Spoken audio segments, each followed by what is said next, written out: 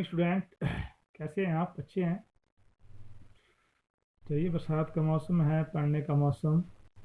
और इस पढ़ने के मौसम में बहुत अच्छा टॉपिक, बहुत अच्छा चैप्टर हम कर रहे हैं, इलेक्ट्रोमैग्नेटिक इंडक्शन EMI। EMI में आप लोगों ने मैग्नेटिक फ्लक्स पढ़ा और इसके साथ साथ आप लोगों ने फैराडे फर्स्ट और सेकंड लॉ पढ़ा। तो फैराडे ने क्या बताया कि एक इंड्यूस करंट आपके पास बन रहा है, इंड्यूस करंट जिसको आप इंड्यूस EMF भी बोलते हैं। अब इंड्यूस करंट और इंड्यूस EMF की डायरेक्शन क्या होगी? ठीक है, आप लोगों ने ये भी पढ़ा कि जो इंड्यूस EMF या इंड्यूस करंट बनता है उसके लिए मेन जो फैक्टर रहते हैं that is magnetic flux. Magnetic flux change होता रहेगा तो आपके पास इंड्यूस करंट या इंड्यूस EMF बनता रहेगा। ठीक है, अब वहाँ पे आप लोगों ने ये भी पढ़ा कि मैग्नेटिक फ्लक्स क्या होती है, that is VA cos theta. तो कौन कौन से फैक्टर डिपेंड करते हैं मैग्नेटिक फ्लक्स चेंज होने के लिए? बी मैग्नेटिक फील्ड एरिया आपके पास आ गया, और एंगल। ठीक है, ये तीन चीज़ें डिपेंड करती है। अब हम बात करेंगे डायरेक्शन की। जो डायरेक्शन होगी इंड्यूस EMF की वो क्या होगी? ठीक है, छोटा सा टॉपिक लेके हम आए हैं। तो जो डायरेक्शन इसकी होगी वो बताइए आपके पास लेंज़ लॉ ने। किसने बताई? जो लेंज़ लॉ है, लेंज़ लॉ ने इसकी आप लोगों को डायरेक्शन बताई। लेंज़ लॉ क्या स्टेटमेंट बोलता है? It state that the direction of induce EMF such that it always opposite the cause which produce it. ये बोलता है कि उसकी डायरेक्शन क्या होगी? उसकी डायरेक्शन जो है उससे अपोजिट होगी। किससे? जो EMF बनाने का कॉज है, जो करंट बना रहा है उसकी डायरेक्शन उससे अपोज होगी। मतलब जो चीज बना रहा है वो उससे ही उल्ट है, उससे ही अपोजिट है, उसके ही खिलाफ है। ठीक है, डायरेक्शन की बात करें हम, फैराडे करंट में हमने पढ़ा कि इंड्यूस EMF इंड्यूस करंट बन रहा है। तो लेंज़ लॉ क्या बोलता है कि जो कारण है इंड्यूस EMF का, जिससे EMF आएगा उसकी डायरेक्शन हमेशा उसके अपोजिट होगी। मतलब वो उसको खत्म करने की कोशिश में है। जो EMF बनेगा, जो इंड्यूस करंट बनेगा, वो हमेशा उसके उल्ट ही जाएगा। मतलब इसको आप इस तरह बोल सकते हैं, किड्स किल्स किंग, ट्रिपल के। ठीक है, कि जो राजा का बेटा है वो राजा को मारने के चक्कर में ही रहता है, उसके अपोजिट रहता है। चलिए, इन चीज़ों को समझने के लिए हम एग्जाम्पल यहाँ पे लिए हैं। फर्स्ट एग्जाम्पल लिए हैं, ये मैंने ले लिया आपके पास, that is inward magnetic field cross आप देख रहे हैं। सर्कुलर एक मैंने सिलेंडर ले लिया है, यहाँ पे कंडक्टर ले लिया, सॉरी सर्कुलर कंडक्टर ले लिया है। अब इसकी डायरेक्शन का हमने पता करना है। ठीक है, ये हमने फैक्टर क्या लिए? हमने फैक्टर लिया कि बी इंक्रीज हो रही है।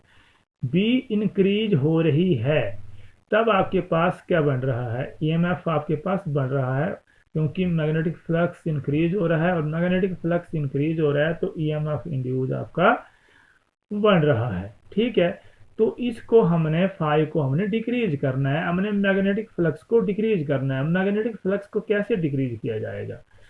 देखिए, मैग्नेटिक फील्ड इंक्रीज हो रही है। मैग्नेटिक फील्ड कौन सी है? मैग्नेटिक फील्ड आपके पास है अंदर वाली मैग्नेटिक फील्ड है। कौन सी वाली है? अंदर वाली मैग्नेटिक फील्ड आपके पास। इनवर्ड मतलब अंदर की तरफ मैग्नेटिक फील्ड है। तो इसको इंक्रीज कर रहा है। इंक्रीज क्या हो रही है? Magnetic field. हमने क्या करना है? इसके अपोजिट साइड जाना है, इसको कम करना है। ठीक है, तो इसको कम करना है तो इसके अपोज करना है। तो इसको अपोज क्या करेंगे हम? जब हम इसको इसमें कौन सा लाएंगे? जो इनवर्ड है तो हम आउटवर्ड लगाएंगे हम। ठीक है, आउटवर्ड मैग्नेटिक फील्ड लगाएंगे तो क्या डायरेक्शन होगी इंड्यूस EMF की? आपको पता है कि जो इनवर्ड की होती है डायरेक्शन वो क्लॉकवाइज होती है। ठीक है, जो इनवर्ड आपके पास पता ही है, आपने राइट हैंड थंब रूल पढ़ा हुआ है। तो इनवर्ड की क्या होती है डायरेक्शन? क्लॉकवाइज होती है। तो इसको अपोज करेगा, हमने ऐसी फील्ड लानी है जो वो इस फील्ड को कम करे। तो वो कौन सी फील्ड हो गई? वो आउटवर्ड फील्ड हो गई। तो हमने इसकी डायरेक्शन क्या आएगी? इसकी डायरेक्शन आएगी एंटी क्लॉकवाइज। क्या डायरेक्शन आएगी इंड्यूस EMF की? एंटी क्लॉकवाइज, क्योंकि हम आउटवर्ड फील्ड को लाएंगे तो इनवर्ड फील्ड जो है ऑटोमेटिकली क्या हो जाएगी, कम हो जाएगी। ठीक है, तो ये पहला एग्जांपल आपके पास हो गया, that is the anti clockwise. आपके पास क्या आ गई, डायरेक्शन आ गई एंटी क्लॉकवाइज, आई डैश इसको हमने डिनोट कर दिया। सेकंड एग्जांपल हम ले लेते हैं। अब यहाँ पे हमने रेक्टेंगुलर कोई कंडक्टर लिया हुआ है, कॉइल लिया हुआ है। यहाँ पे हमने आउटवर्ड जो है वो मैग्नेटिक फील्ड ली है, देख रहे हैं आप डॉट लगे हुए हैं।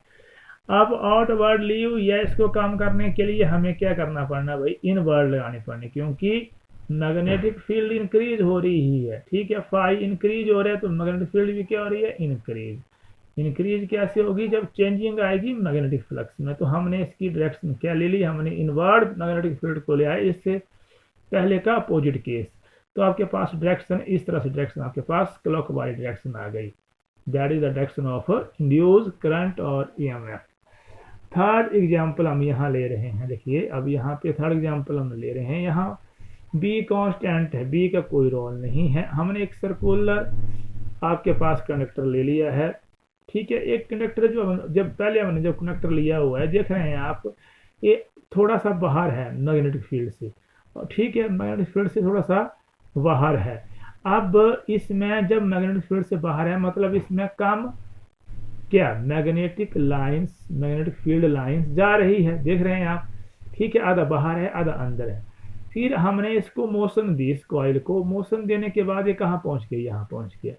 अब यहाँ पहुंच गई, यहाँ इसका एरिया इंक्रीज हो गया, यहाँ एरिया इसका कम था, एरिया कम था जहाँ से मैग्नेटिक फील्ड लाइन क्रॉस हो रही थी। तो यहाँ पे इसका एरिया बढ़ गया। ठीक है, एरिया बढ़ गया, इसका एरिया इंक्रीज हो गया इसका। ठीक है, तो एरिया इंक्रीज हो गया तो आपके पास फ्लक्स भी क्या हो गया, इंक्रीज हो गया। ठीक है, अब यहाँ पर भी सेम हमने क्या करना है, आपके पास मैग्नेटिक फील्ड कांस्टेंट है, कौन सी मैग्नेटिक फील्ड है, दैट इज इनवर्ड है। हमने इंड्यूस्ड ईएमएफ की डायरेक्शन क्या होगी, इसकी अपोजिट होगी, क्योंकि इसको अपोज करेगा। तो कौन सी डायरेक्शन होगी, इसकी एंटी क्लॉकवाइज डायरेक्शन हो गई। कौन सी डायरेक्शन हो गई, एंटी क्लॉकवाइज डायरेक्शन हो गई। ठीक है, तो सिंपल सा फंडा है डायरेक्शन का, लेंज़ लॉ ने आपको बताया हुआ है। और इस तरह से देखिए, हमने पोल ले लिया और कोई सर्कुलर शेप हमने कॉइल ले लिया। तो साउथ नॉर्थ पोल, आपको पता ही है नॉर्थ पोल की डायरेक्शन कहाँ होगी, इस तरफ से होगी, इस तरफ नॉर्थ पोल की डायरेक्शन होगी, इस तरह से होगी ना। ठीक है, जब इसको हमने क्या किया, मैग्नेट को मूव किया। ठीक है, जब मैग्नेट को मूव किया तो चेंजिंग होगी, आपके पास फ्लक्स बनेगा आपके पास। ठीक है, अब नॉर्थ पोल की वजह से मैग्नेटिक फील्ड बन रही है। ठीक है, आपको पता है कि नॉर्थ को रिपेल करेगा, साउथ को क्या करेगा। तो इसके लिए हमें क्या करना पड़ना, हमें यहाँ पे क्या, कौन सा पोल लाना पड़ना, हमें यहाँ पे नॉर्थ पोल लाना पड़ना। जब यहाँ नॉर्थ पोल हम ले आएंगे तो ये रिपेल करेगा, अपोज करेगा। ठीक है, और नॉर्थ पोल की डायरेक्शन क्या होती है पता है आपको, एंटी क्लॉकवाइज। मैंने पहले बताया, यहाँ भी फिर से हो गया है। तो क्या डायरेक्शन आ गई इसकी, एंटी क्लॉकवाइज डायरेक्शन आ गई। ठीक है, ऐसा ही केस मैंने यहाँ लिया है, नॉर्थ टू साउथ जा रही है, तो साउथ जा रही है आपके पास। तब यहाँ ऊपर की तरफ मोशन कर रहा है, ऊपर की तरफ मोशन कर रहा है। तो आपको पता है ऊपर की तरफ मोशन कर रहा है, तो आपके पास हमने क्या करना, हमने इसकी अपोजिंग में जाना है। अपोजिंग में जाना है तो हमें यहाँ क्या लाना पड़ना, नॉर्थ पोल लाना पड़ना। ठीक है, क्योंकि ऊपर की तरफ जा रहा है। ठीक है, इसको नीचे लाने के लिए हमें क्या करना पड़ना, अट्रैक्शन करनी पड़नी, क्योंकि मोशन ऊपर की तरफ है। ठीक है, साउथ पोल की है आपके पास क्लॉकवाइज होती है, तो हम यहाँ क्या लाएंगे, नॉर्थ पोल। नॉर्थ पोल क्या करेगा, इसको ऊपर जा रहा है, बोलेगा यहाँ नीचे आ जा। तो इसको हमने अपोज करना है। तो डायरेक्शन क्या इंड्यूस्ड ईएमएफ की, नॉर्थ पोल की आ गई, दैट इज एंटी क्लॉकवाइज। तो इसका कंक्लूजन क्या निकलता है, सिंपल सा, कि जो इसके लिए रिस्पॉन्सिबल है, हाँ, उसकी डायरेक्शन हमेशा ही इसके अपोजिट में होगी। लेंज़ लॉ क्या बोलता है कि जो डायरेक्शन होगी हमेशा उसको वो अपोज करेगा। कौन करेगा अपोज, इंड्यूस्ड ईएमएफ और इंड्यूस्ड करंट करेगा। ठीक है, तो इसके साथ साथ लेंज़ लॉ जो है वो भी करता है, that is law of conservation of energy, क्योंकि जो एनर्जी है दैट इज कंजर्व। हमें इसको पोल को यहाँ लाने के लिए, ठीक है, पहले एनर्जी लग रही है, फिर जब इसको दूर भेजना है हमने, क्योंकि इसको अपोज करेगा। ठीक है, पहले तो यहाँ ले आए हम, अब इसको वो अपोज करेगा कि दूर चला जाए यहाँ से। तो ठीक है, दूर जाने के लिए हमें क्या करना पड़ना, वर्क करना पड़ना, हमें मैकेनिकल एनर्जी लानी पड़नी, हमें वर्क हो गया आपके पास।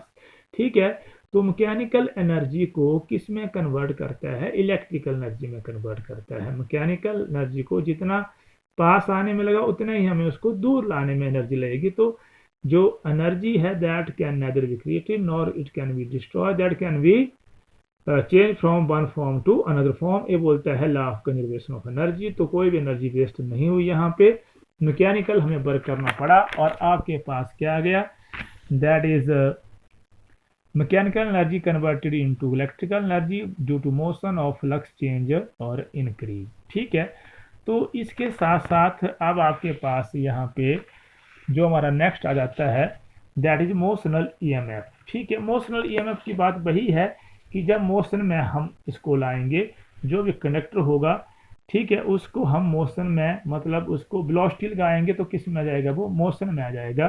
ठीक है, तो मोशनल ईएमएफ क्या होता है, the induce EMF produce due to the motion of conductor. ठीक है, जब कंडक्टर को मोशन में लाएंगे हम through the uniform magnetic field, उसको हम बोलते हैं मोशनल ईएमएफ। ठीक है, कैसे करेंगे, देखिए इसमें मेन बात क्या है कि बोलते हैं कि मैग्नेटिक फील्ड यूनिफॉर्म है, तो मैग्नेटिक फील्ड कांस्टेंट है आपके पास। समझ गए बात, जब यहाँ पे हमने कोई एक कंडक्टर रख दिया, जब कंडक्टर को हम यहाँ से इसको पास करेंगे तो मैग्नेटिक फ्लक्स चेंज होगा और एक कंडक्टर जो है ऑटोमेटिकली बैटरी का काम कर देगा भाई। ठीक है, कंडक्टर क्या कर देगा, बैटरी का काम। ठीक है, पॉजिटिव और नेगेटिव यहाँ शो करेगा। ठीक है, और यहाँ पे आपके पास तीन टर्में आ रही है, एक जो कंडक्टर की लेंथ है वो L है, मैग्नेटिक फील्ड कांस्टेंट यूनिफॉर्म है वो B है, और वेलोसिटी जो मूव करने के लिए वो V है। यहाँ मेन खास बात क्या है कि ये तीनों आपके पास क्वांटिटी है, that is vector quantity and these quantity are mutually perpendicular. ये तीनों क्वांटिटीज क्या है, म्यूचुअली परपेंडिकुलर है, बहुत important. V magnetic field, velocity और L जो है लेंथ है कंडक्टर की, आर म्यूचुअली परपेंडिकुलर। चलिए इसकी एक्सप्रेशन निकालते हैं हम। तो सबसे पहले हमने इनवर्ड मैग्नेटिक फील्ड ले ली, देख रहे हैं आप, इनवर्ड मैग्नेटिक फील्ड हमने ले ली है। यहाँ पे हमने कंडक्टर ले लिया, कोई कंडक्टर ले लिया जिसकी लेंथ L है। अब यहाँ पे हमने एक रेल बना दी, रेल की तरह, जैसे देखा आपने रेल की तरह हमने ट्रैक बना दिया है। ठीक है, और ये जो ट्रैक है इसमें चैनल लगे हुए हैं, इसको ये स्लाइड कर सकता है। ठीक है, ये जो आपके पास क्या है कंडक्टर, ये स्लाइड कर सकता है। तो इस तरह से हमने इसको एक चैनल बना दिया, एक रेल, इमेजिनरी रेल बना दी। अब हमने क्या किया कि आपके पास जो कंडक्टर है इसकी लेंथ L है। ठीक है, लेंथ इसकी L है। अब हम लगाएंगे वेलोसिटी और इसको मूव करेंगे, हम इसको कंडक्टर को, पता है आपको, मूव करेंगे तो आपके पास करंट बनेगा, इंड्यूस ईएमएफ बनेगा। ठीक है, अब जब हम इससे मूव किया तो वेलोसिटी V आ गई। ठीक है, और जो यहाँ से यहाँ तक डिस्प्लेसमेंट हुई वो dx आ गया, और टाइम ले लिया हमने dt ले लिया, टाइम dt ले लिया, जितनी डिस्प्लेसमेंट हुई वो dx आपके पास आ गया। तो ये चीज़ें आपके पास आ गई। तो यही हमने यहाँ लिखा हुआ है कि लेट द टाइम dt, ठीक है, लगा conductor moves through the dx, change in area of the loop. ठीक है, क्या चेंजिंग आई लूप में, da एरिया होता है, और एरिया क्या होता है, लेंथ इंटू ब्रेड्थ। तो लेंथ कितनी है, L है, ब्रेड्थ कितनी आ गई, dx आ गई, जो चेंजिंग आई। तो जो एरिया आप किस लूप में आया, that is da small area, that is equal to L into dx आपके पास आ गया। ठीक है, अब आपको पता ही है क्या होती है, मैग्नेटिक जो फ्लक्स होता है that is B dot A होता है, उसको हम BA cos थीटा भी लिखते हैं। अब ये उसी डायरेक्शन में मूव करेगा जिस डायरेक्शन में आपके पास मैग्नेटिक फील्ड है, एरिया उसी डायरेक्शन में मूव करेगा। तो इसलिए एंगल इसका 0 आ गया, और cos 0 1 होता है, तो phi is equal to BA आ गया। अब आपको पता है इंड्यूस ईएमएफ क्या होता है, that is d phi upon dt, इसको माइनस, जब मैग्नीट्यूड है तो dy अपॉन dt, बाकी आपको पता है कि इसको अपोज करता है तो माइनस, मैग्नेटिक फ्लक्स को जो ईएमएफ अपोज करता है तो नेगेटिव साइन भी लेते हैं हम, तो आप नेगेटिव साइन लगा सकते हैं। फाई की वैल्यू ने भर दी यहाँ पे, फाई क्या आ गया, BA आ गया अपॉन dt, और B कांस्टेंट है तो B बाहर आ गया, DA अपॉन dt आ गया, और DA की वैल्यू भर दी, दैट इज L dx आपके पास आ गई। तो L फिर से कांस्टेंट आ गया, dx अपॉन dt, और dx अपॉन dt क्या है, rate of change of displacement. ठीक है, तो वेलोसिटी तो आपके पास क्या आ गया, E equal to V L V. बहुत इंपॉर्टेंट टर्म आपके पास आ गई है, E equal to V L V. Minus इसको लिख सकते हैं, मैंने बोला है कि अपोज कर रहा है तो उसके लिए हम इसको नेगेटिव लिखते हैं, माइनस बी एल वी भी लिख सकते हैं। ठीक है, तो इस चीज को जो मोशनल आपके पास ईएमएफ है, इसकी अगर डायरेक्शन का पता करना है तो फ्लेमिंग राइट हैंड रूल दोबारा यहाँ पे आपके पास आ गया, लेकिन यहाँ पे टर्म में चेंज है। फ्लेमिंग राइट हैंड रूल क्या बोलता है कि जो थंब है, ठीक है, इस तरह से आपके पास बोल रहा है फ्लेमिंग राइट हैंड रूल। ठीक है, इस तरह से बोल रहा है, फिंगर्स को आप इस तरह से कर्ल कर सकते हैं। तो जो आपका थंब है, ठीक है, वो मोशन ऑफ कंडक्टर करेगा रिप्रेजेंट, जो फर्स्ट फिंगर है, ठीक है, वो मैग्नेटिक फील्ड करेगा, और जो सेंट्रल फिंगर है वो करेगा इंड्यूस करंट। तो इस तरह से आप डायरेक्शन निकालने के लिए मैग्नेटिक राइट हैंड रूल का भी यूज कर सकते हैं। ठीक है, तो बिल्कुल इजी टर्म में आप लोग पढ़ रहे हैं, और बहुत ही इंपॉर्टेंट टर्म है और बहुत इंटरेस्टिंग टर्म है आपके इसके एग्ज़ाम के लिए, तो आप पढ़ते रहें। और अगले वाला टॉपिक सारा बिल्कुल इंटरेस्टिंग टॉपिक है, और बेसिक चीज़ें जो आगे भी आप यूज करेंगे, ईएमआई इलेक्ट्रोमैग्नेटिक इंडक्शन, तो पढ़ते रहें और वीडियो ज़रूर देखें आप। Thank you.